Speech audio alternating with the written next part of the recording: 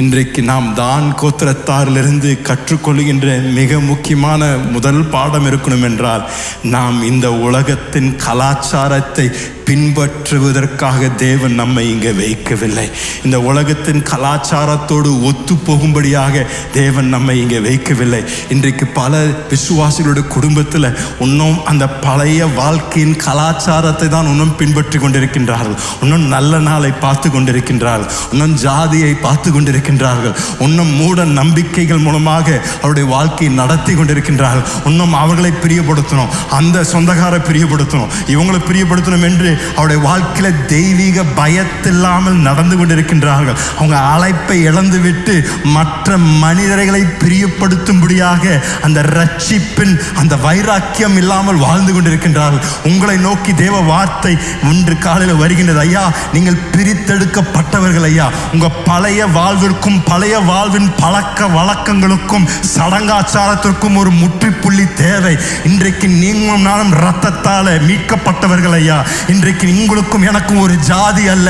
இன்றைக்கு உங்களுக்கும் எனக்கும் ஒரு பழைய பழக்க வழக்கத்தின் சடங்காச்சாரம் நம்மளை பிடித்து வைக்கணும் அவசியம் இல்லை. இயேசு நம்மை விடுவித்திருக்கின்றார். இன்றைக்கு நீங்களும் நானும் நம்முடைய சமுதாயத்திற்கும் நம்முடைய சொந்தக்காரங்களுக்கும் சாட்சியாக இருக்கும்படியாக தான் தேவன் உங்களை பிரித்தெடுத்தாருங்க. அவங்களோட ஒத்து போவதற்காக, அவங்களை பிரியப்படுத்துவதற்காக, அவங்களை எப்படியாவது நல்ல சந்தோஷமா வைக்கும்படியாக தேவன் உங்களை அழைக்கவில்லைங்க. இயேசு சொன்னார், நான் அந்த பூமிக்கு வந்த பொழுது ஒரு தகப்பனுக்கும் மகனுக்கும், ஒரு தாய்க்கும் மகளுக்கும், அண்ணனுக்கும் தம்பிக்கும் பகை உண்டாகும்படியாகவே நான் வந்திருக்கிறேன் சொன்னார். அப்படின்னா கிறிஸ்து இயேசுவை ஏற்றுக்கொள்கின்றவர்களுடைய வாழ்க்கையில நிச்சயம் போராட்டம் இருக்கதான் செய்யும், நிச்சயம் பலர் எதிர்ப்புகள் வரதான் செய்யும். ஆனால் நீங்களும் நானும் நமக்குள்ள ஒரு நிச்சயம் வேணும். இயேசு என்னை தெரிந்து கொண்டார். நான் சேற்றில் முழுகி கொண்டிருந்தேன், நான் பாவத்தில் முழுகி கொண்டிருந்தேன், நித்திய அழிவை நோக்கி கொண்டு போயிருந்தேன். ஆனா அவர் என்னை தேடி வந்தாருங்க, என்னை தூக்கி எடுத்தாருங்க, என் வாழ்க்கையை முற்றிலும் மாற்றினாருங்க. ஆகையால் என்னுடைய கடைசி மூச்சு வரைக்கும் நான் பழைய வாழ்வுக்கு திரும்ப மாட்டேன், பழைய பழக்கத்திற்கு நான் திரும்ப மாட்டேன். ஜனங்களை பிரியப்படுத்தக்கூடிய வாழ்க்கையை நான் வாழ மாட்டேன்.